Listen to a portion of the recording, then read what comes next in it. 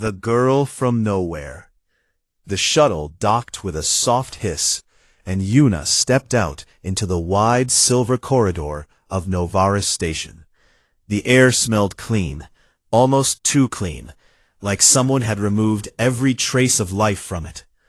She pulled her small bag tighter against her shoulder and looked around. Everything was enormous. The ceilings stretched so high she could barely see where they ended. The walls curved in smooth arcs, lined with soft blue lights that pulsed gently like a heartbeat. She was the only human on the station. She knew that before she arrived, but knowing it and feeling it were two very different things. Back on Earth, she had been ordinary. Average grades, average height, average everything. The scholarship letter had surprised her more than anyone. A place at the Galactic Union Academy, the most respected school in the known systems. She still did not fully understand why they had chosen her. A tall figure appeared at the end of the corridor. It had 4 arms, skin like wet stone, and eyes that sat on the sides of its head like a horse. It looked at her, made a sound she could not translate, and walked away. Yuna exhaled slowly and kept moving. The registration hall was full of students. Dozens of species she had never seen before filled the space with noise and color.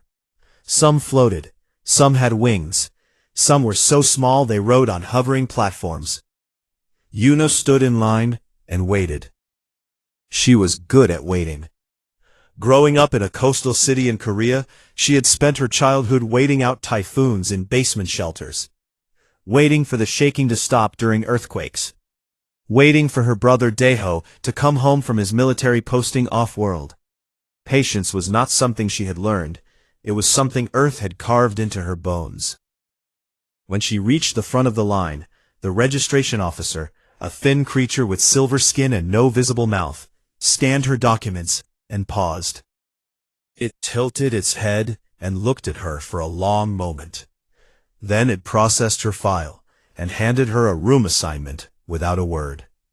Her room was small and bare, a bed that was slightly too long for her, a desk made of some material she could not name, and a window that looked out into the black of space. She sat on the bed, and it barely moved under her weight. Everything here felt fragile. The door, the chair, the thin walls. She reminded herself to be careful. The first day of classes began the next morning. Yuna found her way to the main lecture hall and took a seat near the back. The room filled quickly. She noticed that no one sat near her, not close anyway. A few students glanced at her and whispered to each other.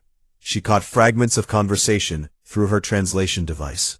Words like primitive and dirt planet and why is it here floated toward her like insects she could not swat away.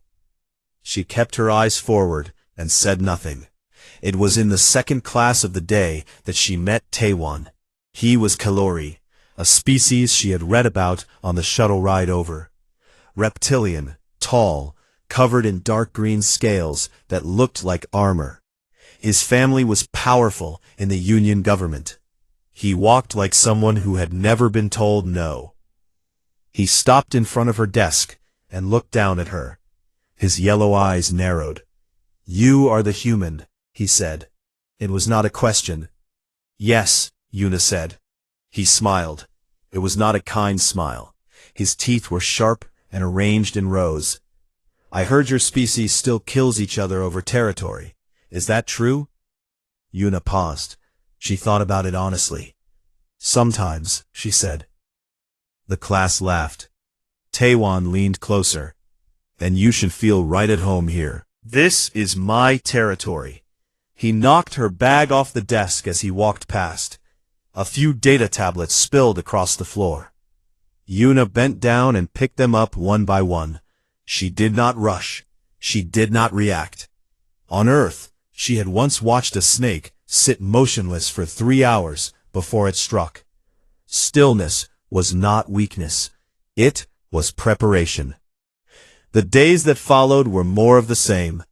Taewon and his companion Ji-yoon a female Kalori with pale blue scales and a voice like cracking ice, made it their project to make Yuna miserable. They hid her assignments. They blocked her path in hallways.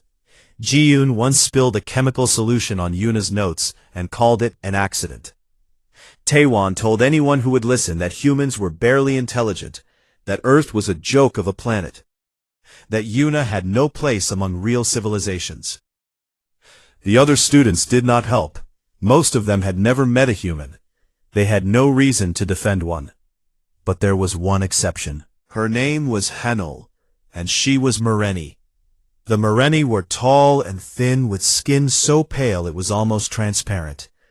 You could see the faint glow of their veins beneath the surface, pulsing with soft light. They were empaths.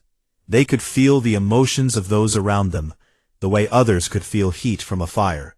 Hanul sat next to Yuna in the dining hall on the third day, when no one else would. She placed her tray down gently and said, "You are very calm." Yuna looked at her. "Thank you." "No," Hanul said, her wide dark eyes blinking slowly. "I mean it as a question. Why are you so calm? They are cruel to you every day. I can feel the emotions of everyone in this room.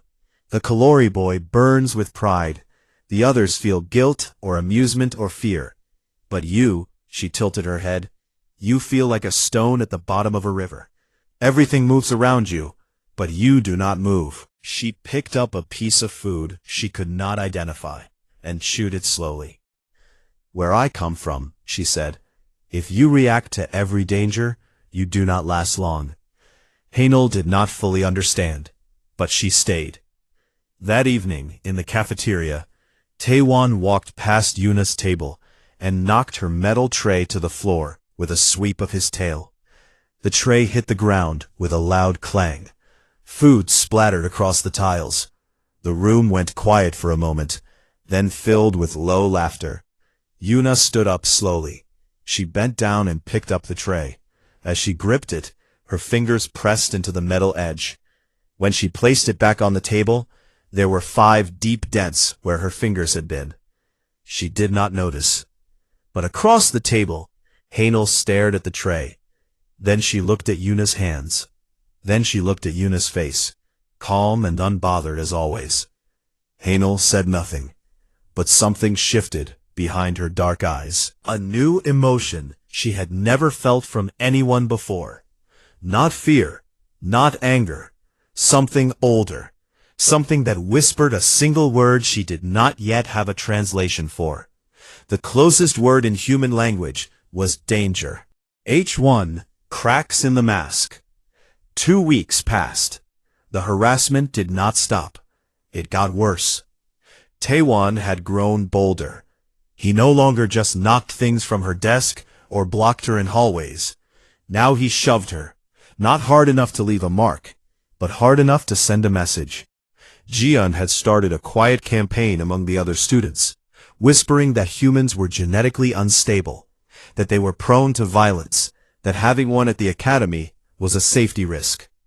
She filed a formal complaint with the administration, suggesting Yuna be removed for the well-being of the student body. The complaint was denied, but Yuna did not know that. She only knew that the hallways felt emptier when she walked through them, that the seats around her in class stayed vacant, that even the instructors seemed uncertain about what to do with her. She did not complain. She did not cry. She went to class, did her work, sat with Hanul at meals, and slept in her small room with the window that looked out into nothing. She had learned long ago that complaining did not stop the rain. You simply kept walking until it passed. Then the fitness assessments came. Every student at the academy was required to complete a standard physical evaluation once per term. It measured speed, strength, endurance, reflexes, and recovery. The tests were designed around the average capabilities of Union species, most of which had evolved on low-gravity worlds with mild climates and few natural threats. The benchmarks were generous. Most students passed without difficulty. Yuna lined up with the others in the training hall, a vast open space with smooth floors and sensor panels embedded in every surface. Instructor Mion stood at the front, a tall woman-shaped being from the Tyranni species, gray-skinned and sharp-eyed, with decades of military experience written in the lines of her face.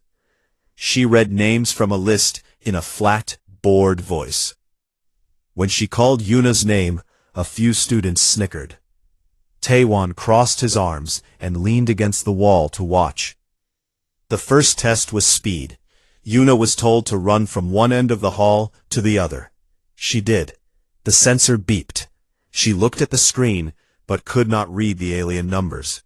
She shrugged and moved on. Instructor Mion looked at the screen. She did not shrug. She read the number again. Then she looked at Yuna walking away and said nothing. The second test was strength. Yuna was directed to a machine that measured grip force and lifting capacity. She grabbed the handles and squeezed. The machine gave a reading. The technician operating it tapped the screen, assuming it had malfunctioned. He recalibrated and asked her to try again. She squeezed again. The number was higher this time. The technician stared at his screen and slowly stepped back. The third test was endurance. Students were placed on a resistance track that increased difficulty over time. Most species lasted between 4 and 8 minutes. The Kalori, who were considered physically elite, averaged 12. Taewon had done 14 the previous year, and had bragged about it for a month. Yuna stepped on the track. She started running. 5 minutes, 10, 15, 20. The machine began increasing resistance beyond its normal range. Yuna kept going. Her breathing was steady. Her face was focused, but not strained. At 32 minutes, Instructor Mien manually stopped the test, not because Yuna was struggling. Because the machine was running out of settings. The training hall was very quiet. Yuna stepped off the track, wiped her forehead with her sleeve, and asked Hanuel if it was time for lunch. Hanuel, who had been standing against the wall with both hands pressed over her mouth, nodded slowly. Instructor Miyeon downloaded the results and said nothing to anyone. But that night, she sat in her quarters and opened Yuna's homeworld file. She read it once, then she read it again. Then she closed her eyes and pressed her fingers to her temples. Earth's Class 7 Deathworld. Surface gravity 9.8 meters per second squared, nearly double the Union average. Atmosphere rich in a corrosive gas called oxygen. Surface temperature extremes ranging from -89 to 56 degrees. Native fauna included apex predators in every environment, from oceans to skies to underground. Bacterial and viral threats numbered in the millions. Natural disasters included earthquakes, volcanic eruptions, hurricanes, tsunamis, floods, wildfires, and something called a thunderstorm that involved electricity falling from the sky. And humans did not just survive there. They thrived. They built cities. They crossed oceans. They went to war with each other and with their own planet. And they kept going. Generation after generation, forged in a crucible that would have wiped out most Union species in a single season. Mion closed the file and stared at the wall for a long time. Meanwhile, Suho found Yuna in the library. He was half-human, tall and lean with dark hair and pale gold eyes that marked his mixed heritage. He had been raised on a Union colony and had never set foot on Earth. He sat down across from her without asking and said, "Tell me about your planet." Yuna looked up from her reading. "What do you want to know?" "Everything." She told him about the monsoon rains that flooded entire cities, about the earthquakes that cracked the ground open without warning, about the tigers and the sharks and the mosquitoes, tiny insects that killed more humans per year than any predator. She told him about diseases that mutated faster than medicine could follow, about seasons that swung from burning heat to freezing cold in the space of months, about a sun that could burn your skin if you stood in its light too long. She told him all of this in the same voice she might use to describe the weather. Casual, matter-of-fact, as if none of it was remarkable.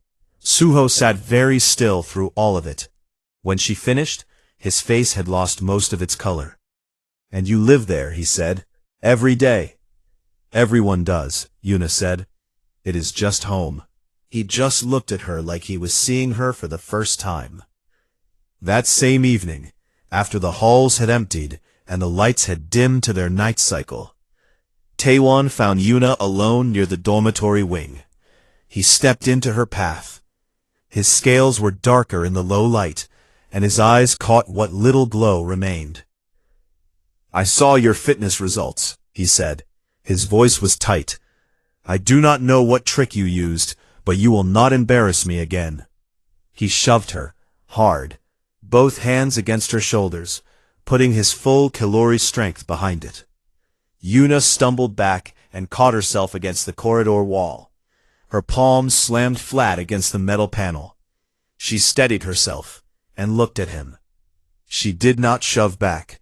She did not raise her voice. She just looked at him with those dark, steady eyes that held something he could not name. "I did not mean to embarrass you," she said quietly. "I was just doing my best." Then she turned and walked away. Taewon stood alone in the corridor. After a moment, he looked at the wall where she had caught herself.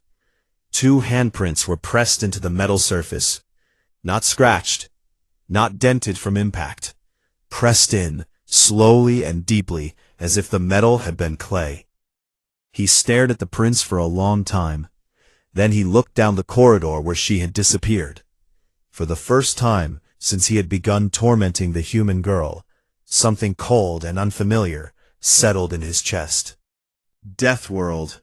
Instructor Mion walked into Director Ganwoo's office without knocking. She placed her data tablet on his desk, screen facing up, and said, "Explain this."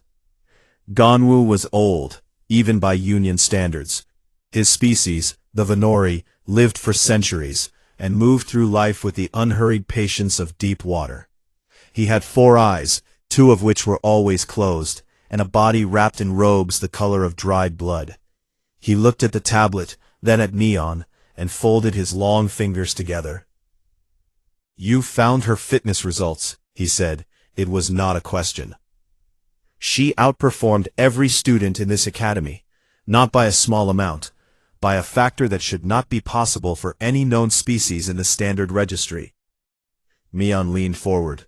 "Then I read her homeworld file, Earth, Class 7, the highest survivable Deathworld rating in the Union catalog. Why was I not informed?" Ganwoo was quiet for a moment. Because the information was classified. The Union Defense Council requested that a human be placed in a controlled social environment for observation. The scholarship was not random, it was selected. Mion stared at him. "You are telling me that the Council placed a Deathworld species in a school full of children as an experiment?" "I am telling you," Ganwoo said, "that the galaxy is changing. New threats are emerging beyond the outer rim. The Council needed to understand what humans are capable of. Not in a lab, not in a combat simulation, in real, uncontrolled social conditions." He paused. They needed to see what she would do when pressured. "And what has she done?" Mion asked. "Nothing," Ganwoo said. "That is what concerns them the most." The news leaked 3 days later. No one knew exactly how. Perhaps a technician saw the fitness data. Perhaps a student overheard a conversation between instructors. Perhaps the information was meant to leak. But by midweek, every student at the Galactic Union Academy knew 2 things. First, the quiet human girl who sat in the back of every class came from a Class 7 Deathworld. Second, no one in the building fully understood what that meant. They understood soon enough. Students began searching the Union database for information on Earth. What they found kept them awake at night. They read about oceans that covered most of the planet's surface, filled with creatures that had more teeth than bones. They read about insects that drank blood and carried diseases. They read about volcanoes that buried entire cities in ash, and storms that tore buildings from the ground, and a layer of the atmosphere that was slowly being destroyed by the humans themselves. which somehow made the planet even more dangerous. They read about war. Humans fighting each other with sticks, then swords, then guns, then bombs that could flatten cities in a single flash of light. And after every war, they rebuilt. Every single time. The atmosphere in the academy shifted overnight. Students who had once laughed at Yuna now pressed themselves against the walls when she walked past. Conversation stopped when she entered a room. Eyes followed her everywhere, wide and unblinking. Yuna noticed. She was not stupid. She saw the way people moved away from her, the way they whispered behind their hands, the way even the instructors seemed to handle her with more care than before. She did not understand why. She had not changed. She was the same person she had been on day one. Hanuel found her sitting alone on a bench in the academy gardens, a glass-domed space filled with alien plants that bloomed in colors Yuna had no names for. The Moreni girl sat beside her and was quiet for a while. She could feel Yuna's emotions clearly now. Confusion, loneliness, and underneath it all, something solid and immovable that Hanuel had come to recognize as the foundation of everything Yuna was.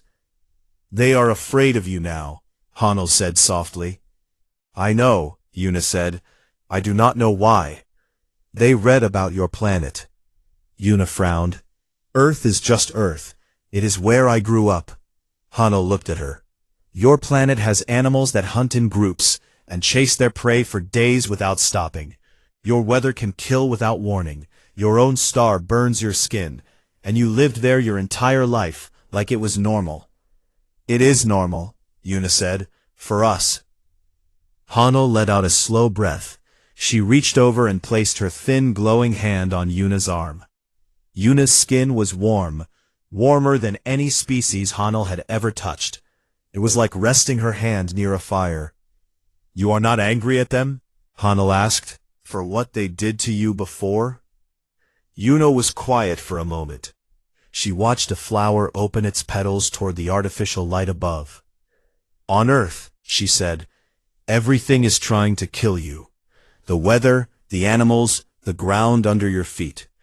You learn to save your anger for things that actually matter. People being cruel because they are scared?" She shrugged. "That is just weather." Hanuel did not fully understand, but she held on to Yuna's arm and stayed. Suho came to Yuna that evening in the library. His face was serious. "Taewon is going to challenge you," he said. Yuna looked up. "Challenge me to what?" "A sanctioned sparring match. It is legal under academy rules. A formal combat test between two students, supervised by an instructor. He has been telling everyone he is going to prove that humans are not as dangerous as the reports say." Yuna closed her book. "I do not want to fight anyone. But Jiun is spreading the challenge publicly. If you refuse, Taewon will say you are a coward. He will say that humans are only dangerous on paper. And the harassment will start again, worse than before, because now it will come from fear instead of ignorance." Yuna stared at the table in front of her. She thought about the months she had spent at this academy. The shoves, the insults, the loneliness, the food knocked to the floor, the laughter that followed her like a shadow.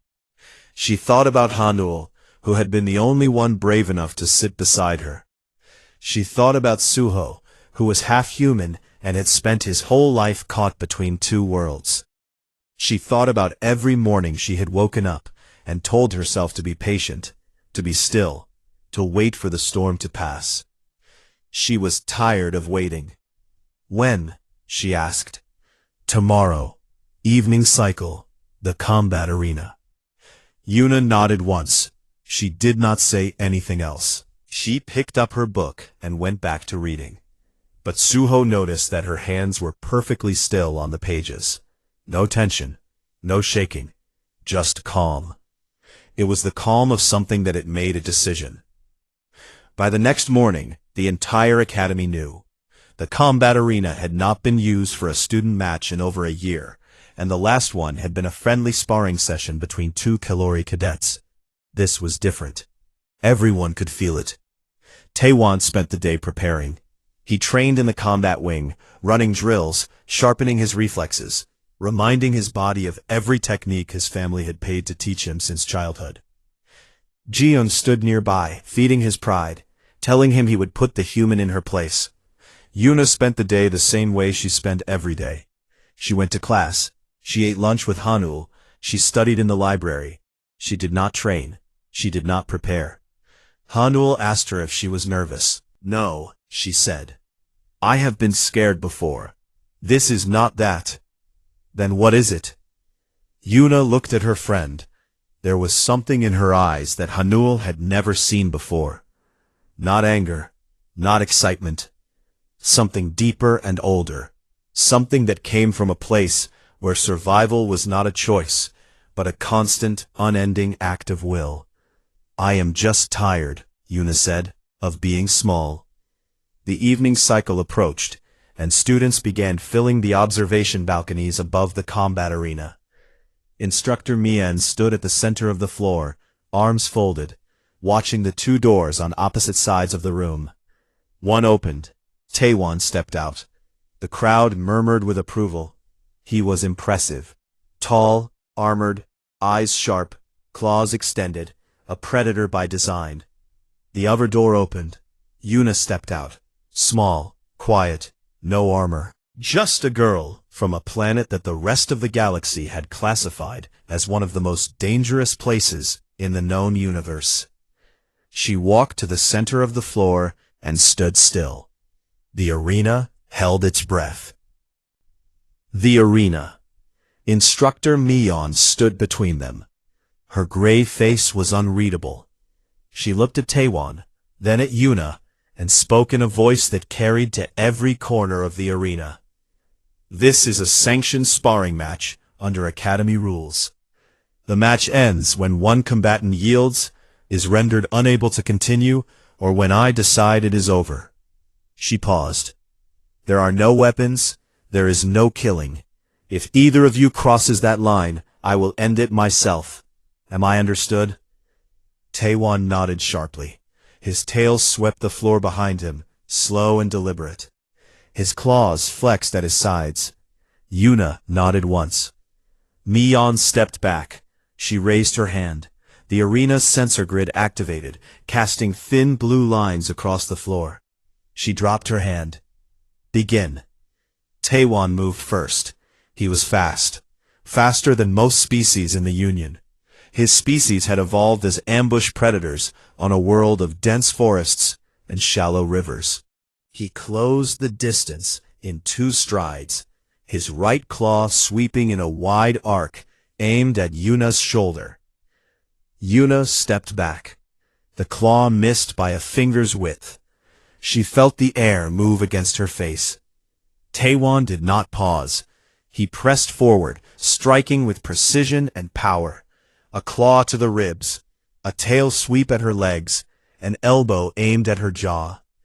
His technique was flawless.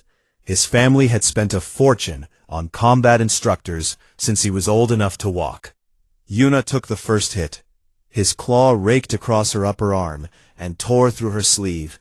A line of red appeared on her skin. The crowd gasped. Not at the strike, at the blood. It was red.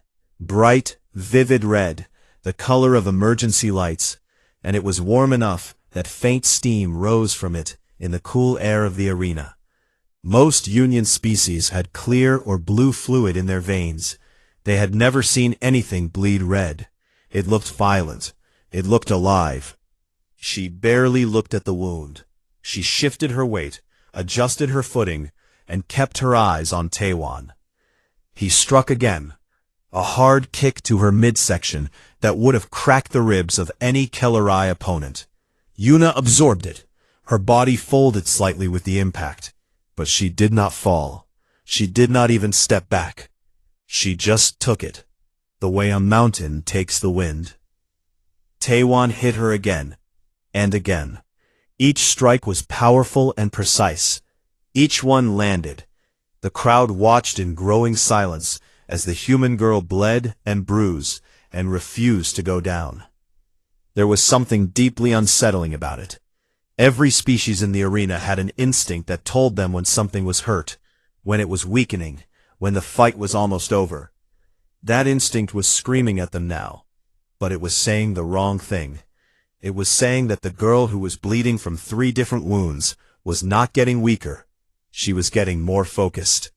Taewon felt it too. He could see it in her eyes. Something was changing behind them. A light that was not there before. He hit harder. She bled more. And still she stood. His arms were beginning to burn. His breath was coming faster. He had been trained for explosive power, not endurance. Kalori fought in bursts. Fast, brutal, decisive. If the fight lasted more than a few minutes, something had gone wrong. The fight was approaching 10 minutes now, and something had gone very wrong. Yuna started to move. It was not like the way Taewon moved. There was no formal technique, no trained patterns. What she did was older than technique. It came from somewhere deep inside her species, from a time when humans had no weapons and no armor, and the only thing standing between them and death was their ability to adapt. She read his patterns, not consciously. Her body did it for her. Millions of years of evolution, running calculations faster than any mind could follow. She ducked under his next strike and stepped inside his reach. He was taller, he was armored, but she was inside now, and at close range, her advantages became terrifying. She grabbed his arm. Her grip closed around his wrist and locked. He tried to pull free and could not. It was like his arm had been clamped in metal. His scales, which could deflect blades, creaked under the pressure of her fingers. She twisted. He stumbled. She moved with him, redirecting his weight, using his momentum against him. There was no wasted motion. Every movement was efficient and relentless, like water finding the cracks in a wall. Taewon swung his tail. It connected with her side, and she grunted, the first sound she had made in the entire fight. But she did not let go. She pulled him closer and swept his legs. He hit the floor hard enough to crack the sensor panels beneath him. The arena shuddered.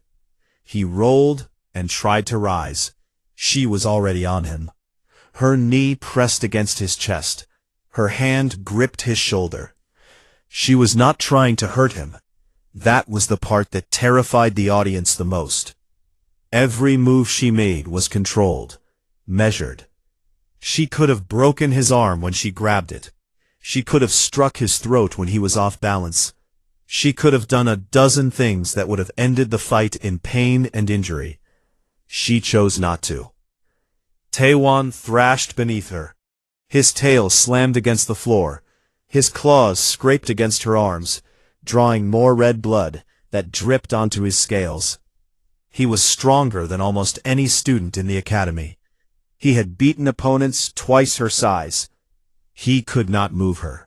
Yuna held him down with steady, immovable pressure. Her breathing was elevated but controlled.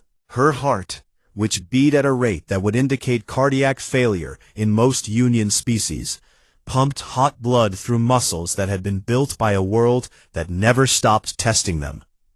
Gravity had made her dense. Predators had made her alert. Weather had made her tough. And a lifetime of being underestimated had made her patient enough to wait for the exact right moment. She leaned down. Her face was close to his. Blood from a cut on her forehead dripped onto the floor beside his head. Her dark eyes held no cruelty, no rage, no triumph.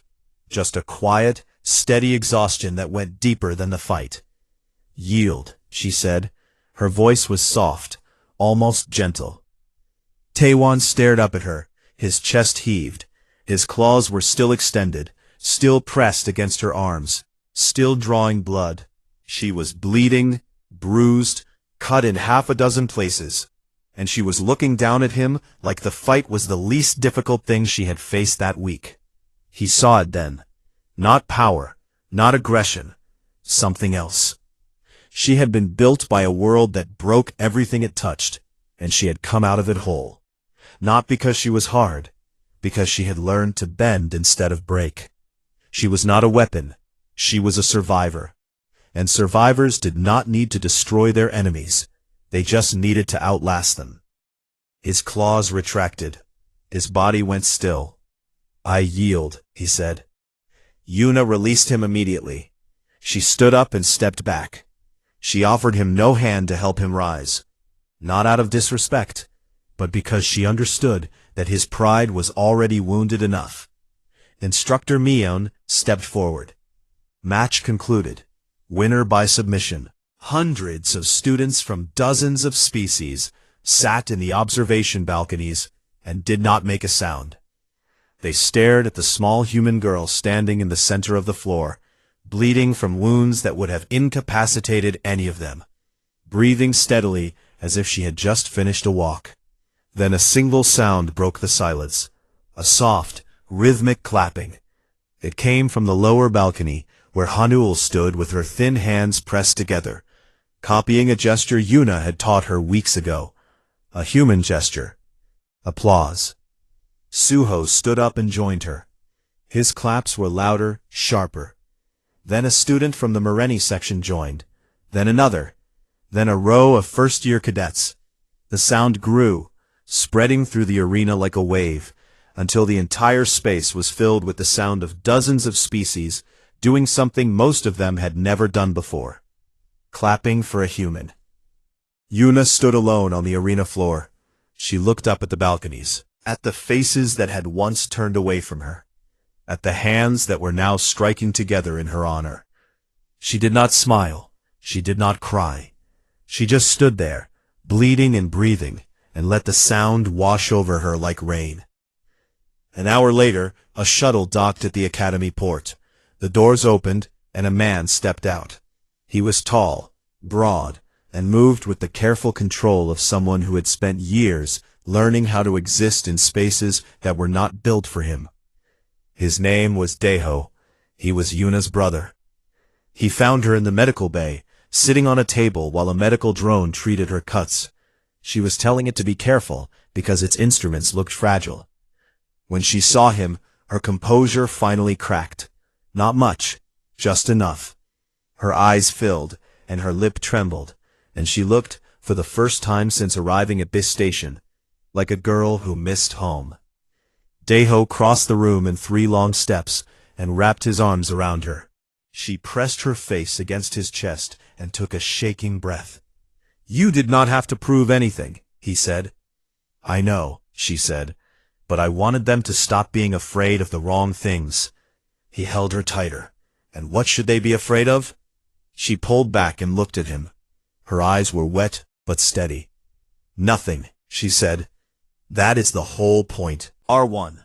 Forged, not broken." The academy did not change overnight. Real things never do. But it changed. In the days after the fight, the hallways felt different. The silence that had followed Yuna before was still there, but it had a different shape now.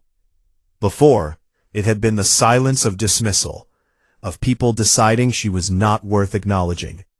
Now, it was something else. Respect, perhaps. Or the beginning of it. The kind that comes not from fear, but from watching someone do something extraordinary, and choosing not to destroy with the power to do so. Taewon was the first sign that something had shifted. He did not apologize. Yuna did not expect him to. Kalori pride did not allow for public admissions of fault, and Yuna understood pride. She had grown up in a country where silence could carry more weight than words. But small things changed. Taewon stopped blocking her path. He stopped whispering about her to other students. When a younger Kalori cadet made a joke about humans in the dining hall, Taewon turned and looked at him with those sharp yellow eyes, and the cadet went quiet so fast he nearly choked on his food. One morning, Yuna passed Taewon in the corridor near the training wing. He was alone. She was alone. They looked at each other. He gave a single short nod. She returned it. Neither of them spoke. Neither of them needed to. It was not friendship. It was recognition. He had tested her, and she had answered. That was enough. Jiun was a different story. Without Taewon's backing, her campaign against Yuna collapsed. The students who had followed her lead quietly distanced themselves, and the whispers she had planted about human aggression now sounded foolish in light of what the entire academy had witnessed. Yuna had won a fight she could have ended in violence, and had chosen restraint instead. Jiun's narrative did not survive contact with that truth. Within a week, Jiun submitted a transfer request. She left the academy on a midday shuttle without saying goodbye to anyone. Yuna watched the shuttle depart from the observation deck and felt nothing in particular about it. She had never hated Jiun. She had just wanted her to stop. The biggest change was in the students who had been invisible before, the ones who had kept their heads down, who had sat in the back of classrooms, who had never spoken up because they did not think anyone would listen. They started coming to Yuna. Not all at once. One by one, in the quiet spaces between classes and meals, they found her. A small Moreni first year who was being mocked for his translucent skin. A three-armed Korvathi student who had been excluded from study groups because her species was considered slow. A Venori boy who was younger than everyone else and had been eating alone since the first week of term. They did not ask Yuna for protection. They did not need to. They just sat near her, and the space around her became a place where it was safe to be different. Hanul noticed it first. She told Yuna one evening that the emotional atmosphere of the academy had changed. It feels warmer, she said, pressing her hand to her own chest. Not in temperature, in feeling, like something that was frozen is beginning to thaw. Yuna smiled at that. She did not smile often, and Hanul had learned to treasure it when she did. Suho became a permanent part of their small group. He sat with Yuna and Hanul at every meal, studied with them in the library, and walked with them between classes. He had spent his whole life feeling caught between two identities, human and alien, belonging fully to neither. Watching Yuna had given him something he had not expected. Not pride exactly. Permission to stop apologizing for the human half of himself. One afternoon, he asked Yuna if she would teach him about Earth. Not the facts and the dangers and the classifications, the real things. What it felt like to stand in rain, what the ocean smelled like, what it meant to grow up in a place that was constantly trying to end you, and to love it anyway. Yuna thought about it. The rain smells like metal and dirt, she said. The ocean sounds like the whole world is breathing. And loving Earth is easy. It is not gentle. It is not kind. But it is ours. Every scar it gives you is proof that you are still alive. Suho was quiet for a long time after that. Then he said, I think I would like to visit someday. You should, Yuna said. Bring a jacket. Daeho stayed at the station for 3 days. He met with Director Genwoo privately, and whatever they discussed behind closed doors left Genwoo visibly unsettled for the rest of the week. Daeho was not a man who threatened. He did not need to. He simply occupied space with the quiet certainty of someone who had survived things that most beings in the galaxy could not imagine. And he made it clear that his sister was not an experiment. Before he left, he took Yuna to the observation deck. They stood side by side and looked out at the stars. The station turned slowly, and distant galaxies drifted across the window like dust in sunlight. Genwoo offered me a place in something called the Deathworld Integration Program, Yuna said. They want to bring more humans into the Union, diplomats, scientists, military advisors. They want me to be part of it. Daeho looked at her. What do you want? I do not know, she said. I do not want to be a symbol. I do not want to be a weapon. I just wanted to go to school and learn things and maybe make a friend. You made more than one. She smiled again, small and quiet. I did. Daeho put his arm around her shoulders. She leaned into him the way she used to when she was young, and the typhoons were loud, and the house shook around them. He smelled like engine grease and the recycled air of military ships. He smelled like safety. "The galaxy does not need more soldiers," he said. "It has plenty of those. What it needs is someone who knows how to survive the worst a world can throw at them, and still choose to be kind. That is what Earth actually made you. Not a fighter, not a monster, just someone strong enough to be gentle." Yuna pressed her forehead against his shoulder and closed her eyes. "When did you get so wise?" "I had a good teacher," he said. "She was short and stubborn, and she once scared an entire alien academy by picking up a metal tray." She laughed. It was a small sound, but it filled the observation deck like light. Yuna stood at the docking bay and watched his shuttle pull away from the station and arc into the black. She stayed until it disappeared. Then she turned and walked back into the academy. Hanol was waiting for her in the corridor. So was Suho. They did not ask if she was sad. They just walked beside her, one on each side, matching her pace in silence. 3 people from 3 different worlds, moving together through a station that was slowly learning what it meant to have a human in its halls. That evening, Yuna went to the observation deck alone. She stood at the wide window and looked out at the stars. Somewhere out there, beyond the map systems and the charted lanes, was a small blue planet spinning around an ordinary star. A planet with hurricanes and earthquakes and predators and plagues. A planet where the air was poison to most species, and the gravity could crush bones not built to bear it. A planet that had taken a small, quiet girl and forged her into something the galaxy had no name for. She pressed her hand against the glass. It was cold beneath her fingers. She could see her own reflection, faint and transparent, overlaid against the infinite dark. She thought about Hanul's question from weeks ago, about whether she was angry. She thought about Taewon and his sharp teeth and his pride. She thought about Jiyoon and her cruelty. She thought about the students who had laughed at her, and the ones who were now learning to sit beside her. She thought about Daeho, and Earth, and rain, and the way the ocean sounded at night. She was not angry. She had never been angry.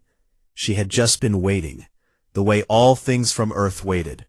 Patient, enduring, and always, always moving forward. A footstep behind her. Hanul appeared at her side, reflected in the glass like a ghost made of soft light. She stood close enough that Yuna could feel the warmth of her bioluminescent skin. "What does Earth look like from space?" Hanul asked. Yuna looked at the stars. She thought about satellite pictures she had seen as a child. The swirling white clouds, the deep blue oceans, the green and brown landmasses, scarred and beautiful and endlessly alive. "Dangerous," she said. "Beautiful." She paused, and something in her voice shifted. Something warm and unbreakable. Home. Far below the observation deck, in a secure office buried in the administrative wing of the station, Director Gyeonwoo sat at his desk and typed a final line into a report that would be sent to the Union Defense Council. The report contained Yuna's fitness data, her academic performance, her psychological profile, and a detailed account of the sparring match. It also contained a recommendation. At the bottom of the report, beneath charts and graphs and clinical observations, Gyeonwoo added a single note in the margin. He stared at it for a long time, then submitted the file. The note read, Deathworld 7, status active, population 8.2 billion, threat classification under review. Addendum, do not mistake their gentleness for weakness. They were forged, not broken. The report disappeared into the network, traveling at the speed of light toward the council chambers at the center of the Union. And on the observation deck above, a girl from Earth stood at the window and watched the stars, unaware that the galaxy was only just beginning to understand what she was, what all of them were. Forged in fire, unbroken by design, and kinder than anything the universe had any right to expect.